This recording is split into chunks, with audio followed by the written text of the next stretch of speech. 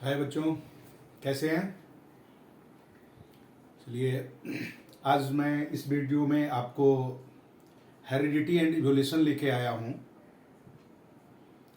आप सब जानते होंगे कि आपको इवोल्यूशन करने की ज़रूरत नहीं है। ऑलरेडी ये आपका डिलीटेड पोर्शन है, तो आपको इसकी ज़रूरत नहीं है। हम लोग हेरिडिटी के बारे में बात करेंगे। मेन पोर्शन आपका नहीं है, इसमें ज़्यादा मेहनत करने की ज़रूरत नहीं। लेकिन हेरिडिटी में भी इसमें जो हमें पढ़ना है, हेरिडिटी किसको कहते हैं, इनहेरिटेड ट्रेट्स क्या होता है, एक्वायर्ड ट्रेट्स क्या क्या होता है, मेंडल्स कंट्रीब्यूशन क्या है हेरिडिटी में, इनहेरिटेड ट्रांसफॉर्मेशन में, इसके रूल्स में। और लास्ट टॉपिक जो हम पढ़ेंगे वो सेक्स डिटर्मिनेशन। देखिए, इसमें आप सबको मालूम है कि रिकैप सीरीज है हमारा ये, आपके पेपर के पॉइंट ऑफ व्यू से, ताकि हम रिवीजन कर सकें। तो इसलिए आपको पूरा का पूरा ध्यान से वीडियो को देखना है, लाइक करना है, सब्सक्राइब करना है, अपने यार दोस्त रिलेटिव इन सबको बताना है, ताकि हर कोई इससे फायदा उठा सके। आपका कुछ जाता नहीं है, आपको आगे ट्रांसफर करना है, उनका भला हो जाएगा। चलिए, हम लोग बात करते हैं हेरिडिटी। हेरिडिटी का मतलब क्या? Heredity that means the transformation of traits from one generation to another. एक जनरेशन से दूसरे जनरेशन में ट्रांसफॉर्मेशन होना, वो कहलाता है हेरिडिटी। हम लोग, आपने ये भी देखा होगा कि कोई भी रिप्रोडक्शन जब होता है तो डिट्टो कॉपी कोई भी रिप्रोड्यूस नहीं करता। वैरायटी चेंज होता है, वेरिएशन होता है।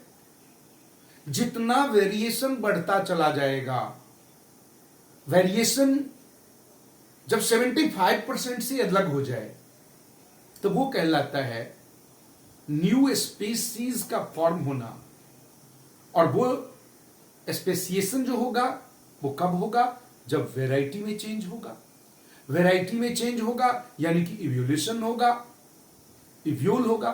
हमें उधर नहीं जाना। हमें, आपने देखा होगा, याद कीजिए, अपने मम्मी पापा को छोड़कर दादा दादी से पूछिएगा कि पहले मच्छर मारने के लिए, मच्छर को भगाने के लिए एक छोटा सा क्वाइल होता था, टिक्की होता था, उसको गर्म करते थे और वो उसी के गंध पे सारे के सारे मच्छर भाग जाते। उसके बाद ऑल आउट हुआ, मच्छरों का बाप। और आजकल देख लीजिए, उसमें ऐसे ट्रेट चेंज हुआ कि वो मच्छर उसी ऑल आउट के ऊपर घूम के बैठ भी जाता है, हम लोगों को पूरा चैलेंज करता रहता है। ऐसा क्यों हुआ? Because the change in variety. जितना जनरेशन बढ़ता चला गया, सराउंडिंग में वैसे ही उसको मिलता गया और वो उसकी सर्वाइबिलिटी बढ़ती चली गई। आजकल हमें तो नया नया तरीका लेना पड़ता है, अलग अलग इवोल्यूशन करना पड़ता है, अलग अलग हमें टेक्नोलॉजी यूज करना पड़ता है ताकि हम मच्छरों को मारे। अब तो करंट से मारने लगे हैं, रैकेट घुमा घुमा के। बेटा, ये जो इनहेरिटेड ट्रेट्स है, यानी कि जो ट्रेट्स, जो कैरेक्टर हमें हमारे पेरेंट्स से मिलता है, हमें हमारे पेरेंट के द्वारा दिया जाता है, जो एक जनरेशन से दूसरे जनरेशन तक ट्रांसफॉर्मेशन होता, वो कहलाता है हेरिडिटी। हेरिडिटी में ये जो ट्रेट्स हुआ, वो ट्रेट्स दो टाइप का हुआ बेटा, एक रिसेसिव और दूसरा डोमिनेंट। ट्रेट्स दो टाइप का होगा। पहले तो ये देखिए, एक तो हेरिडिटिकल ट्रेट्स हुआ, एक हो गया एक्वायर्ड ट्रेट्स। एक्वायर्ड ट्रेट्स यानी कि कोई अपने जीवन के समय में जो कुछ सीखता है, वो एक्वायर्ड ट्रेट्स हुआ। आपको टीचर ने पढ़ाया होगा कि चूहे को 21 जनरेशन तक पूंछ काट काट के रिप्रोड्यूस करवाते गए, लेकिन उसके बावजूद 21वीं जनरेशन के बाद भी उसमें पूंछ जनरेट हुआ। इसका मतलब वो इनहेरिटेड ट्रेट्स है। और जो हम लाइफ टाइम में सीख लेते हैं वो हमारी कैरेक्टर बन के तैयार हो जाता, लेकिन वो हमारे बच्चों में नहीं जाता। अदरवाइज किसी भी डॉक्टर के बच्चे डॉक्टर ही होते, किसी इंजीनियर के बच्चे इंजीनियर ही होता, क्योंकि वो इंजीनियरिंग का तो ट्रेड सीख चुका है। ऐसा कभी नहीं होता। वो उसके गुण सारे कुछ नहीं हो जाता। नहीं तो बेटा जी अभिषेक बच्चन भी अमिताभ बच्चन की तरह महानायक बन जाता। अगर जो एक्वायर्ड ट्रेड्स ट्रांसफर होता तो अमिताभ बच्चन भी महानायक बनता। अमिताभ बच्चन के बेटे अभिषेक बच्चन को भी बना लेता। इन हेरिटेज तो वही है, हेरिडिटिकल तो वही है। ऐसा नहीं हो रहा। वजह यही है कि केवल हेरिडिटिकल ट्रांसफॉर्मेशन होगा जो इनहेरिटेड ट्रेड्स है। ये बात क्लियर। अब आइए मेंडल्स की कंट्रीब्यूशन की बात करें। मेंडल जी ने अपने रिसर्च के लिए पी प्लांट को चूज किया। यह क्वेश्चन पूछा जाता है बीच बीच में, मैं जो भी क्वेश्चन इंपोर्टेंट है वो मैं बताता रहूंगा। यह भी क्वेश्चन पूछा जाता है कि why Mendel choose P plant for his observation. अपने एक्सपेरिमेंट के लिए वो पी प्लांट को ही क्यों चूज किया। इसके 7 पॉइंट्स हैं, 7। कुछ कैरेक्टर जो है ना वो साफ साफ डिफरेंशिएट होता। पी प्लांट, गार्डन पी जल्दी उगता है, उसमें केयरिंग कम करना होता, क्रॉस पोलिनेशन भी करवाया जाता है और उसमें सेल्फ पोलिनेशन होने का भी संभावना है। होता ही है सेल्फ पोलिनेशन पी प्लांट में। उसके जो साइज है प्लांट का वो एक बहुत बड़ा होता, दूसरा छोटा होता। उसके जो कलर हैं फ्लावर्स के, एक में व्हाइट होता, एक में एक अलग कलर का होता है वायलेट की तरह। उसके जो पोड हैं, पोड एक में स्ट्रेट होता, दूसरे में कर्व सा होता। इसके बाद उसके जो मटर के जो बीज है वो एक गोल होता है और एक रिंकल होता है। तो ये डिफरेंस है। इसलिए पी प्लांट को और कम मेहनत में हो जाता, ज्यादा केयरिंग की भी जरूरत नहीं है, जल्दी मैच्योरिटी टाइम भी है, पीरियड भी ज्यादा नहीं लेता। तो ये मेंडल ने इसी को अपना आधार बनाकर पी प्लांट से किया। अब एक्सपेरिमेंट किया उन्होंने। पहले हाइब्राइडाइजेशन किया। अब देखो बेटा नया वर्ड मैंने बोला hybrid. Hybrid means what. 2 different traits जो मैंने बताया, एक डोमिनेंट दूसरा रिसेसिव, दोनों ट्रेड्स अगर कंबाइन है तो वो हाइब्राइड है। प्योर तब होगा जब सिंगल टाइप हो, इम्प्योर ट्रेड्स है तो वो हाइब्राइड है। क्लियर। अब देखिए जब उन्होंने मोनो हाइब्राइड किया और डाई। अच्छा एक चीज और आप जान लें कि डोमिनेंट ट्रेड्स क्या होगा। Those traits which shows their presence in all activity. हर एक एक्टिविटी में जो अपने आप को शो करे वो कहलाता है डोमिनेंट। और जो किसी दूसरे ट्रेड्स डोमिनेंट खास करके उसके प्रेजेंस में अपने आप को अपीयर ही नहीं कर पाए वो कहलाता है रेसेसिव। भाई साहब घर में देखिए मम्मी पापा हैं, घर के कामों में मम्मी डोमिनेंट होती है, पापा रेसेसिव होते हैं। बाहर के कामों में पापा डोमिनेंट होते हैं, मम्मी रेसेसिव होती है। घर के कामों में निश्चित ही पापा का नहीं चलता होगा, वो डोमिनेंट होती है मम्मी। बेटा ऐसे ही जो ट्रेड्स अपने हर एक्टिविटी में शो करे वो डोमिनेंट, और जो अपने आप को शो ना कर पाए वो रेसेसिव। तो मोनो हाइब्राइड, जब मेंडल ने मोनो का मतलब एक सिंगल हाइब्राइड लिया, एक टॉल प्लांट लिया, दूसरा शॉर्ट प्लांट लिया, इन दोनों को F1 प्रोगेनी में यानी F1 फर्स्ट जनरेशन में जब इनको क्रॉस पोलिनेशन करवा के, क्रॉस ब्रीडिंग करवा के जब देखा टी टी टी टी, तो ये क्या बना T T T T T T T T, all four are tall, सारे के सारे टॉल हो गए, डोमिनेंट को ऑबे किया। लेकिन F2 प्रोगेनी में चेंज हो गया बेटा, F2 प्रोगेनी में T T T T, capital T capital T capital T small T capital T small T and small T, ये उनमें 3 तो टॉल हुआ और 1 शॉर्ट हो गया। यानी कि जब फिनोटाइपिक हम डिस्ट्रीब्यूशन देखते हैं तो according to phenotypic it is divide into 3:1। Phenotypic, उसके स्ट्रक्चर, फिजिकल कैरेक्टर देखकर, फिजिकल स्ट्रक्चर देखकर।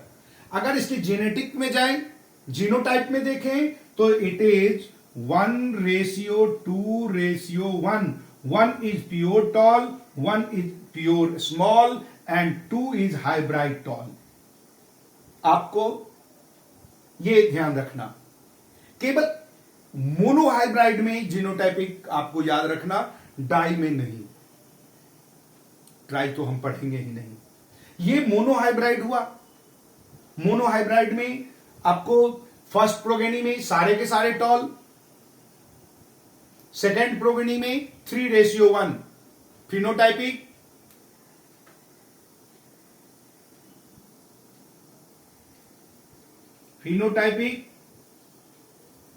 जीनोटाइपिक, ये डिफरेंस आया। इसके बाद जब उन्होंने बाई, मोनो के बाद बाई यानी कि 2 कैरेक्टर को लेकर देखा, डाइहाइब्रिडाइजेशन, जब उन्होंने 2 कैरेक्टर लिया बेटा, तो उस केस में क्या हुआ? फर्स्ट F1 प्रोगेनी में तो F1 progeny all are as dominant, F1 का कोई मतलब नहीं। सेकेंड F2 प्रोगेनी में क्या हुआ बेटा, जब उन्होंने 2 कौन कौन सा लिया, एक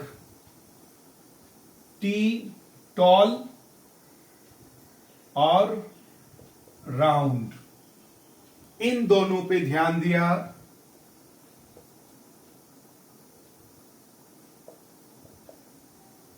राउंड शेप के सीड और रिंकल शेप के सीड, टॉल एंड स्मॉल, इन दोनों को जब हाइब्राइड करवाया, F1 में सारे के सारे टॉल और राउंड सीड वाले बने हाइब्राइड F1 प्रोगेनी में, because capital letter shows the dominant and small letter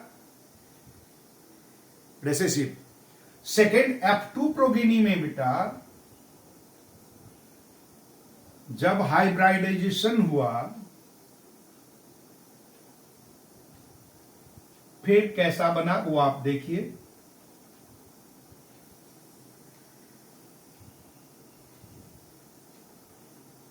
ये कंट्रीब्यूशन मेंडल का बहुत ही अच्छा रहा। काफी मेहनत करने के बाद उन्होंने ये कंट्रीब्यूशन दिया। सेकेंड प्रोगेनी में T R R, T T R R, T O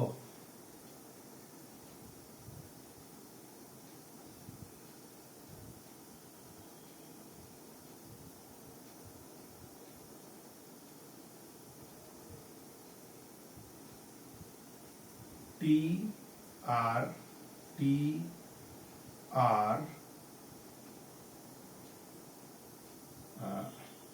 T R T R T R T R T small R small T small R, ये क्रॉस ब्रीडिंग हुआ।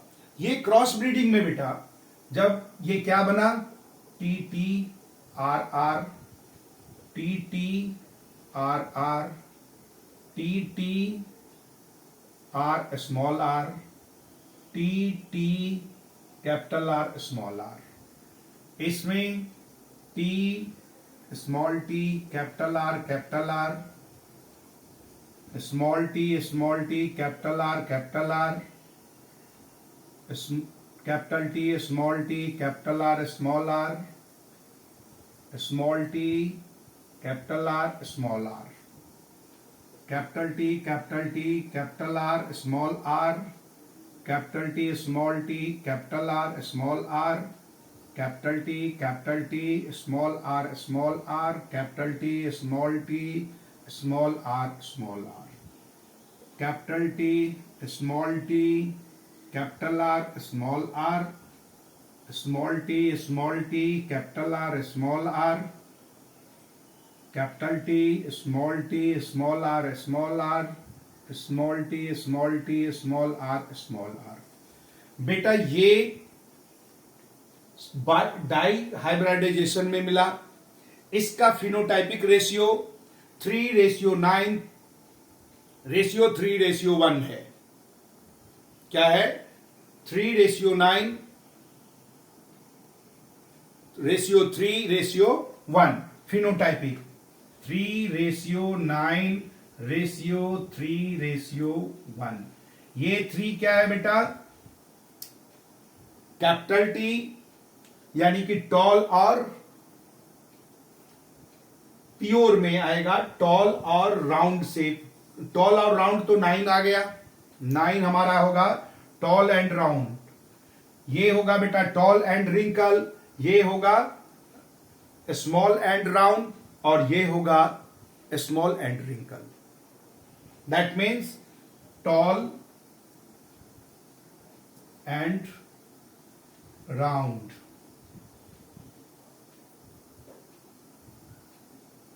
short and round,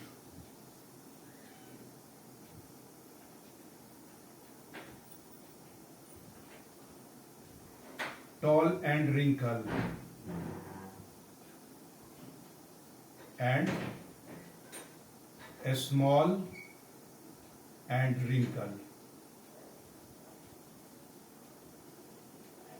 तो ये phenotypic distribution हुआ। Mendel का contribution यही है।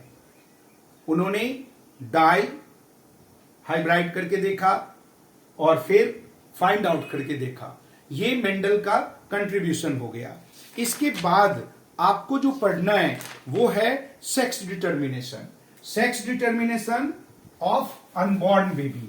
जो unborn baby है उसका सेक्स डिटर्मिनेशन कैसे होता है? सिंपल सी बात है, उसको तो पेट खोल के तो देखना नहीं होगा, और वैसे भी गवर्नमेंट का रूल है कि आप सेक्स डिटरमाइंड होता कैसे है, उसके लिए कौन रिस्पॉन्सिबल, ये पढ़ना है। बच्चा बेबी क्या कहते हैं कि गर्ल्स है या बॉयज है वो नहीं, होगा की बात हो रही है। देखिए बेटा, मेल जो होता है ना, ह्यूमन मेल, पहले हेडिंग डालिए सेक्स डिटर्मिनेशन।